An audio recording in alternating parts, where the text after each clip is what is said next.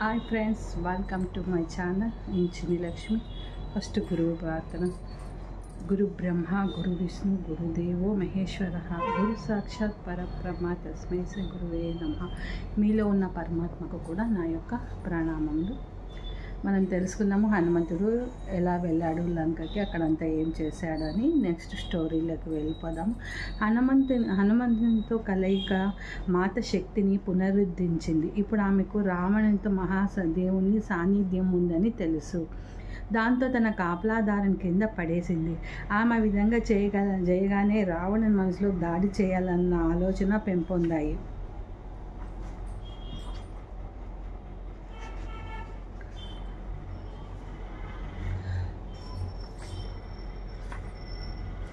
ఒకరోజు ఆమె ధ్యానంలో కూర్చొని ఉండగా మాత కళ్ళ ముందు ఒక భయంకరమైన దృశ్యం కనపడింది. మిథులలో ఘోర కలి సంభవిస్తుంది. తన తల్లిదండ్రులు మరణాశయంపై ఉండగా ఆమె తన తండ్రి ఆమె పేరును వేదనాపూరిత స్వరంతో పిలుస్తున్నాడు. అనేక ఉద్రేగాలు చుట్టుముట్టగా మాత కళ్ళు తెరుచుకొని వారిని చేరటం కోసం ఉరికింది. ఆయన ఎక్కడున్నాడో గుర్తించి ఆమె తిరిగి ధ్యాన స్థితిలోకి వెళ్ళి తన తండ్రిని తన సాన్నిధ్యాన్ని భావించమని పిలిచింది. కానీ మళ్ళీ ఆమె కళ్ళ ముందు ఆ భయానక దృశ్యమే ప్రత్యక్షమైంది. గంటల కొద్దీ ఆమె అలానే గడిపేసింది. ఆ సాయంత్రం రావణుడు తన సానుభూతి చూపించే స్వరంతో, సీత, ఈ వార్త నీకు అందజేయడానికి నేను ఎంతో విచారిస్తున్నాను. మిథులపై దాడి జరిగింది. నీ తల్లిదండ్రులు ఇద్దరూ చంపబడ్డారు. మాత వదిలిలేదు. ఆమె వినిపించుకోలేదేమో అని ఆయన మళ్ళీ చెప్పాడు. ఇది నిజమే, నీకు ఎలా తెలుసు అని ఆమె ప్రశాంతంగా అడిగింది.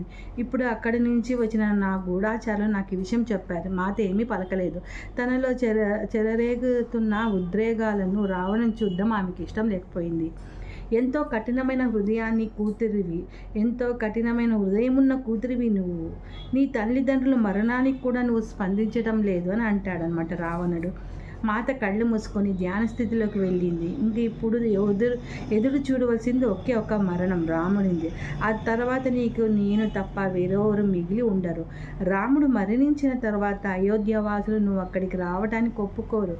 మిథుల అంతా అంతరించిపోయింది. నువ్వు ఎక్కడికి వెళ్తా నిన్ను ఎవరు ఆదరిస్తారు అని రావణుడు అంటాడు. అప్పుడు మాత మనసులో అతడే తన తండ్రిని చూపించి ఉంటాడన్న ఆలోచన వచ్చింది. మాత తన కళ్ళు మూసుకొని చీకటి పడేదాకా తన మనసును నిలుపుకొని ఉంచిన తర్వాత రాత్రికి తన కన్నీటి ప్రవాహాన్ని ఆపలేకపోయింది. ఆమె వేదన విడుదలైంది. తన తండ్రి పదే పదే పిలిచింది. అర్ధరాత్రి ఆమె తన బాధపై అదుపు పొందినప్పుడు ఆకాశం నుంచి ఒక గుండ్రటి కాంతి ఆమెను చేరింది. అది ఋషి అనసూయ రూపం ధరించి ఆమె ముందు నేలపై కూర్చుంది. సీత, రావణుడు నీ తల్లిదండ్రుల మరణం అనే మాయను సృష్టించాడు. అతను మళ్ళీ నిన్ను భ్రమ ప్రపంచపు వలలో చిక్కుకునేటట్టు చేశాడు. నువ్వే చూడు, మిథులలో నీ తల్లిదండ్రులు సురక్షితంగా జీవించి ఉన్నారు. మాత తన కళ్ళు మూసుకుంది. ఒక దృశ్యం, తన తండ్రి ఒక అరణ్య ఆశ్రమంలో గాఢ ధ్యానంలో ఉండటం, రాజప్రసాదం తన తల్లి సురక్షితంగా ఉండటం చూసింది. కళ్ళు తెరిచి మాత ఋషి అనసూయాదేవి పాదాలకు నమస్కరించి సత్యం వెల్లడించినందుకు కృతజ్ఞతలను తెలిపింది. ఋషి అనసూయ రావుని మనసుతో చేసే మాయలను సీతను క్షీణింపచేయడం చూసింది. మాత చేతను తన చేతిలో తీసుకొని ఆమె యుద్ధం కోసం అవసరమైన శక్తి నుంచి నా నుంచి తీసుకో సీత. అతని మేల్కొల్పడానికి కృషి చేసే నూతన దశలో ప్రవేశిస్తున్నావు.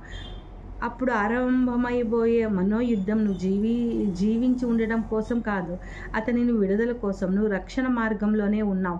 అతని నీ మనోదాడులను ఎదుర్కొంటున్నాడు. అదేవిధంగా ఇప్పుడు వాటిని తిప్పికొట్టు. రాముడు బయట పని చేసినట్లే నువ్వు లోపల పని చెయ్యి అని అనసూయాదేవి సీతాదేవికి చెప్తుంది. ఆమె మాటతో రావణుడు సమీపిస్తున్నాడని, త్వరలోనే అక్కడికి చేరుకోగలడని, అతను సమీపించే కొద్దీ రావణుడు మరింత నిస్పృహతో తనను రక్షించుకోవడానికి ఏదైనా చేస్తాడు. అతడు నీకు భౌతికమైన హాని చేయలేడు. అతను అది చెయ్యజాలడు, కానీ మానసికంగా హింసిస్తాడు. దానితో నువ్వు అతనితో ఉంటావని అని చెప్పింది.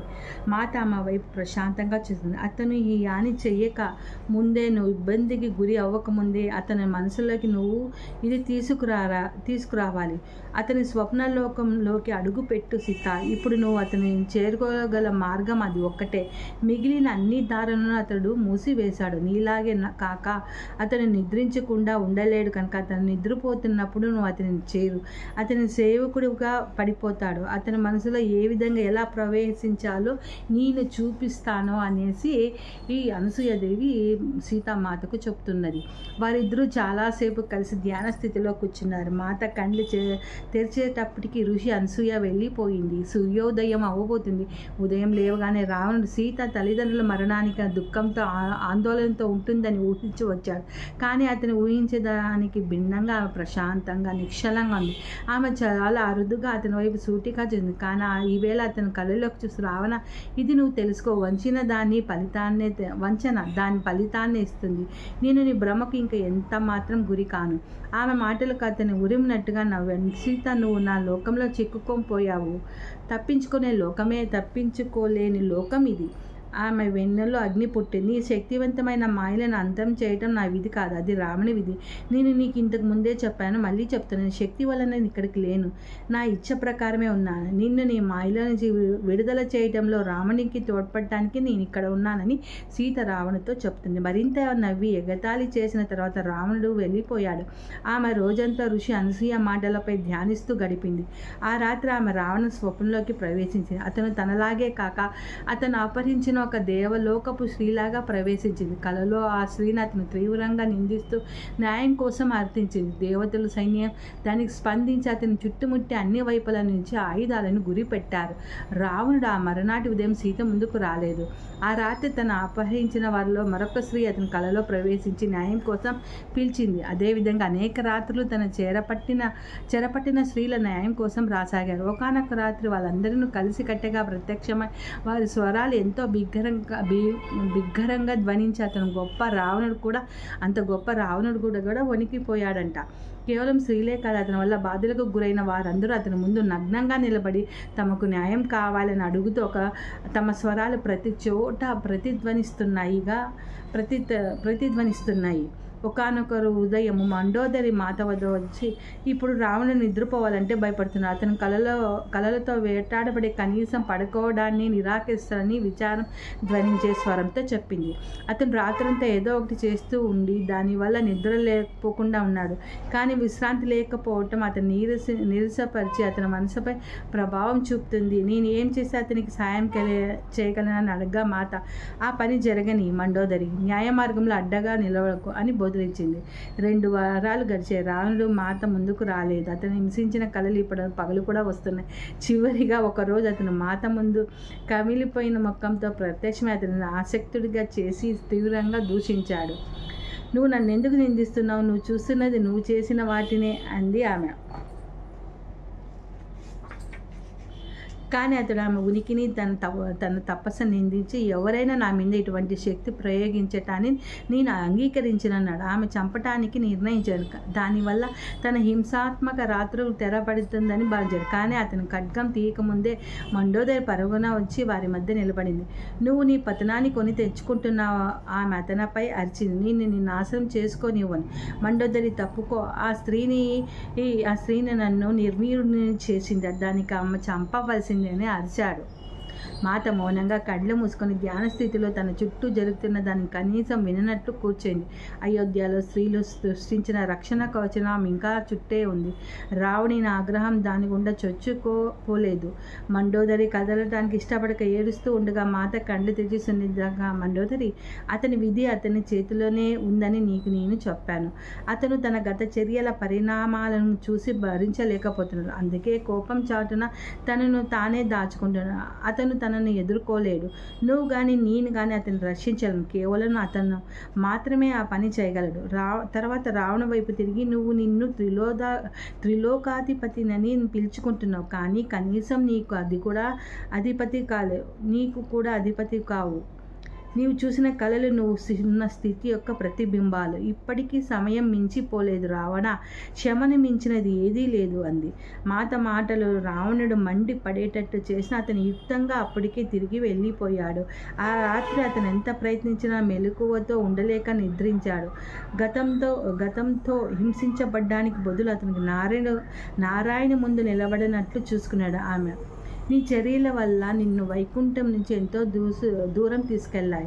నువ్వు ఇక్కడికి తిరిగి రావడం కష్టమైనంత వరకు దూరం వెళ్ళిపోయావు. అయితే నీ ఊరు ఎక్కడి నుంచి వచ్చానే జ్ఞాపకం అనుమతిస్తే అది నీ చెయ్యి దాటిపోకుండా ఉంటుంది. నీ కోపాన్ని, మోహాన్ని, అసూయని, అధికార దాహాన్ని, ప్రతీకారాన్ని వదిలి నీ చైతన్యంలో లోతుగా పాతికపోయిన ఆ బీజాలను పికలించి వెయ్యి.